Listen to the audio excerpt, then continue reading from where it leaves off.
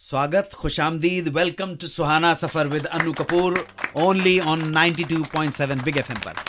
मेहरबान दोस्तों, आप सबका स्वागत करता हूं जो लोग 92.7 बिग एफएम पर ये प्रोग्राम सुन रहे हैं, और साथ साथ स्वागत करता हूं हमारे स्टूडियो की ऑडियंस का। आज इस ऑडियंस में दो विशिष्ट लोग मौजूद हैं। सबसे पहले एहतराम करना चाहूँगा छत्तीसगढ़ से तशरीफ़ लाई हुई मशहूर मारूफ शायरा सुश्री उज़्मा अख्तर जी का। उज़्मा जी, स्वागत है आपका। Thank you very much for coming to the studio. और हमारे साथ मौजूद हैं म्यूजिशियन, जोरदार तालियों के साथ स्वागत कीजिए श्री राजा पंडित जी का। राजा जी, थैंक यू वेरी मच। आप तो बहुत बड़े फैमिली से ताल्लुक़ रखते हैं, शंकर शंभू साहब की फैमिली से। तो आप मतलब एक तो बहुत बड़ी बात है कि आप खुद आए, साथ गिटार भी लेके आए। तो गिटार का तो साथ था ही आप। जी, गिटार की एक गूंज छेड़ दीजिए था।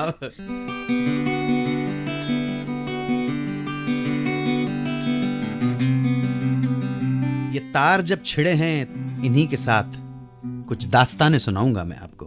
इसमें दास्तान होगी उस हीरोइन की जिसने की सिर्फ 7 फिल्में, और ये 7 फिल्में उन्होंने की एक ही प्रोड्यूसर डायरेक्टर के साथ। बाद में इसी प्रोड्यूसर डायरेक्टर के 2 बच्चों ने इस हीरोइन का मर्डर कर दिया।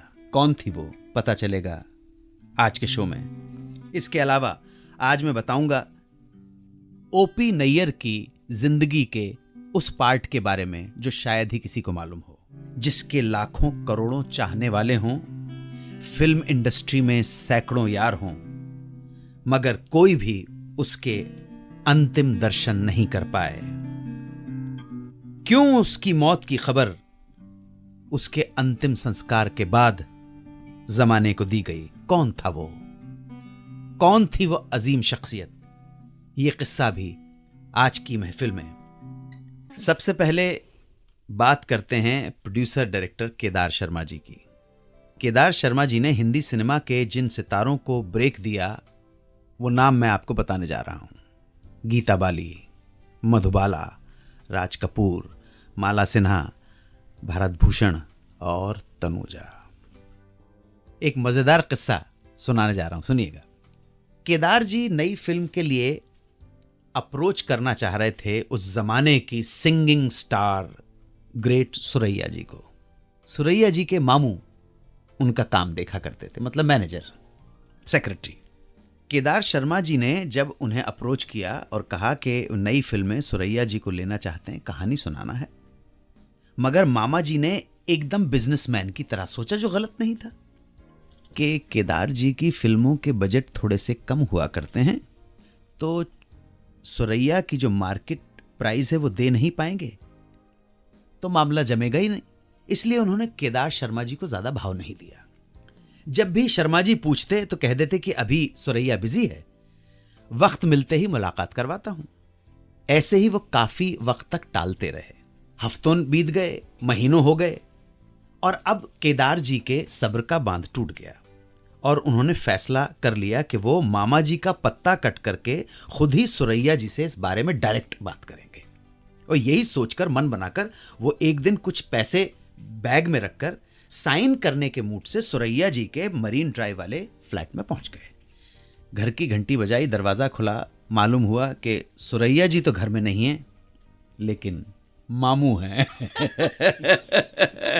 अब जी, मामू यहां पर भी जिनसे बचने की कोशिश कर रहे थे, वही सामने आ गए। तो केदार जी ने कहा, मरते क्या ना करते, चल दिया अंदर मामा जी से मिलने। जैसे ही मामा जी से मिले, उन्होंने कहा कि आप इतने दिनों से टाल रहे हो, साफ साफ बताइए कि मेरी फिल्म करने का मूड है कि नहीं।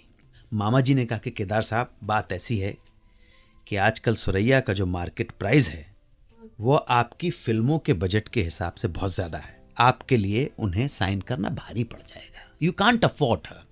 तब केदार शर्मा ने पूछा, भाई आपके जहन में क्या प्राइस है, आप तो बोलिए मामा जी। तब मामा जी ने कहा, 1.5 लाख रुपया। उस जमाने का 1.5 लाख बहुत बड़ी बात हुआ करती थी। 1.5 लाख रकम सुनते ही केदार शर्मा जी का चेहरा खिल गया, मुरझा नहीं गया, और वो झूम के खुशी से बोले, मामू आपने 1.5 लाख रकम बताकर मुझे जीत लिया, मुझे खुश कर दिया। मामू ने कहा, खुश कर दिया मतलब? कहने लगे कि मैं तो 2 लाख नजराने का सोच कर आया था कि आपने मेरे 50,000 रुपए बचा दिए, अब बताओ कहानी कब सुनाने आऊं। तो इस तरह जो मामू जी ने सोचा कि ज्यादा मांगेंगे, मामू जी की वजह से केदार जी के 50,000 रुपए बच गए। 92.7 बिग FM पर सुनते रहिए सुहाना सफर विद अनु कपूर।